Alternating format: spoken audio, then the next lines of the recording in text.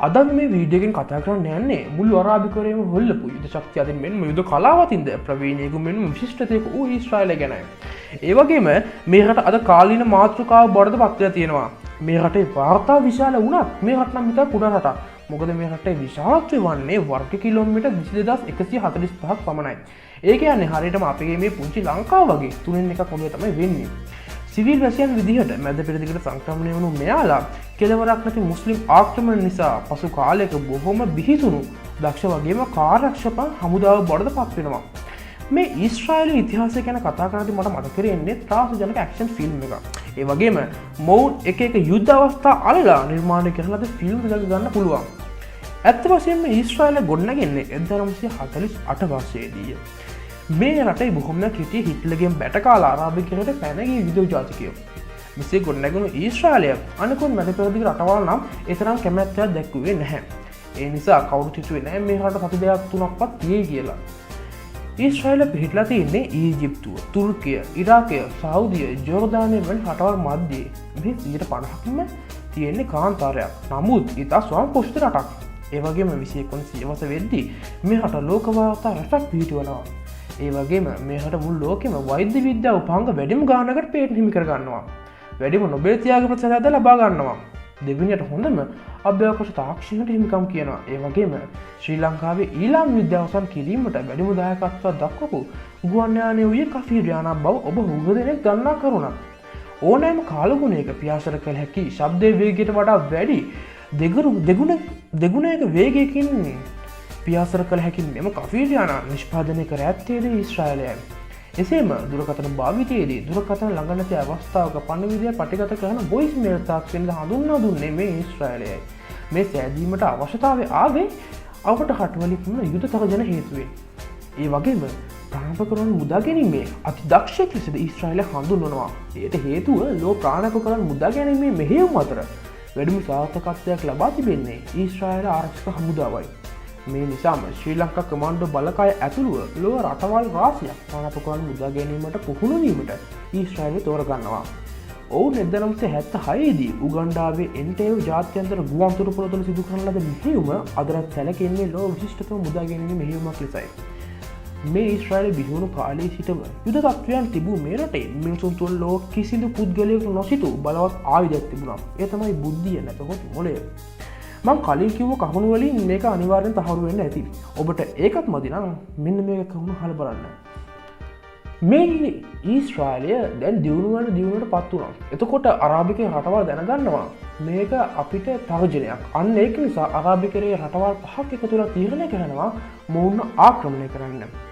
හුඟක් අය හිතුවේ ඊශ්‍රායලය මේ පාන ඉවරයි කියලා. මොකද හැම අතින්ම විශාල හා බලවත් හමුදායක ඊශ්‍රායලයට සටන් කරන්න උනේ.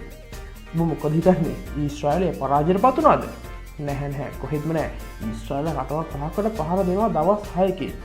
මොකද මේ සටන ඒ වගේම මේ සටන 6 day war එක සායදෙන සටන ලෝක ප්‍රසිද්ධ වුණා. ඇත්තටම කොහොමද ඊශ්‍රායල මේක සිද්ධ කළේ?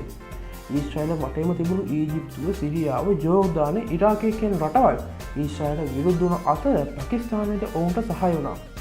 ඔවුන් පළමුවෙන්ම කළේ රට සැපීම ලැබෙන ටිරාන් සමුද්‍ර සන්ධිය වසා දැමීමයි.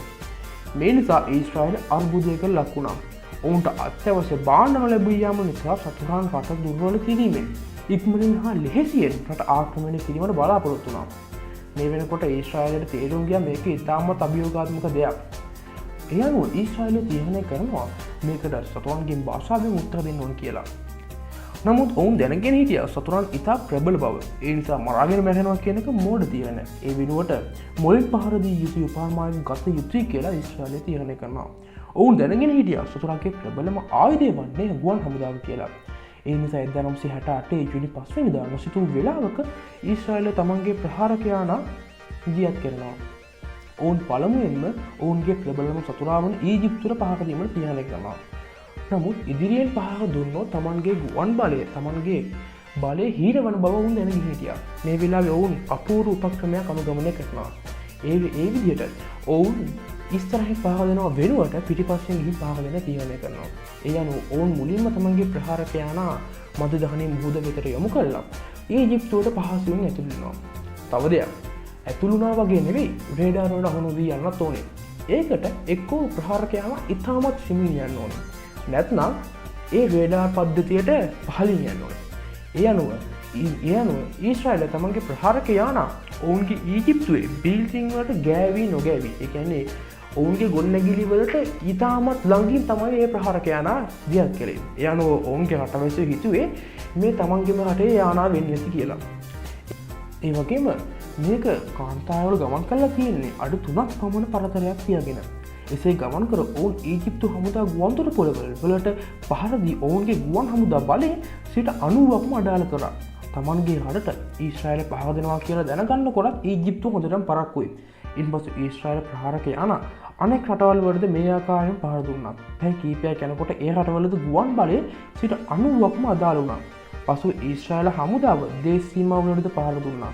සතු රටවල ගුවන් බලය අඩාල කර නිසා ඊශ්‍රායල වැඩිපුරම ගුවනින් පහර දුන්නා. සතු රටවල ප්‍රතිපහර එල්ල කිරීමට පොහොසත් වුණේ නැහැ. ඒ නිසා සතුරන් පරාජය වී පසුබසින්නට ඔවුන්ට සිද්ධ වුණා. මේ ආක්‍රමණ නිසා ඊශ්‍රායලයේ දඬුවමක් ලෙස සතු රටවල් වලින් කොටසක් තමා සතු කරගත්තා. මේ විදිහට 6 දින යුද්ධය මේ විදිහට නිමා වුණා. ඉතින් ඊශ්‍රායල යුදෙව්වන්ගේ බුද්ධි මහිමය ගැන ඔබට ඉතාම අවබෝධයක් ලබා ගැනීමට පුළුවන් වෙන්න ඕනේ. මේට අමතරව දිගින් දිගටම ඊශ්‍රායලට ත්‍රස්ත ප්‍රහාර හා ආක්‍රමණවලට මුහුණ දෙන්න සිදු වුණා. ඔබ දන්නවා ඇති මේ වෙන විටත් යුද්ධයක් ආරම්භ වී ඇති බව. කෙසේ වුණත් 6 දින යුද්ධයේ පසු ඊශ්‍රායල යුද පසුබිම සහ යුද්ධ ගැන මීට අමතර වීඩියෝවක් ඔබ වෙතට ගෙන ඒමට ඉදිරියේදී බලාපොරොත්තු වෙනවා. එසේනම් අදට අපි ඔබෙන් සමුගන්නවා. තව කියන්න පොඩි දෙයක් තියෙනවා. ඔයගොල්ලෝ තවමත් අපගේ YouTube channel subscribe කරලා නැත්නම් දැන්ම අපගේ YouTube channel subscribe කරන්න. ඊට අමතරව ඊට එහා පැත්තේ තියෙන bell icon එක click කරන්න අමතක කරන්න එපා. ඒ වගේම ඔයගොල්ලෝ මේ වීඩියෝ එකට කැමති නම් like කරන්න, comment කරන්න, share කරන්න. එහෙනම් සුබ දවසක්.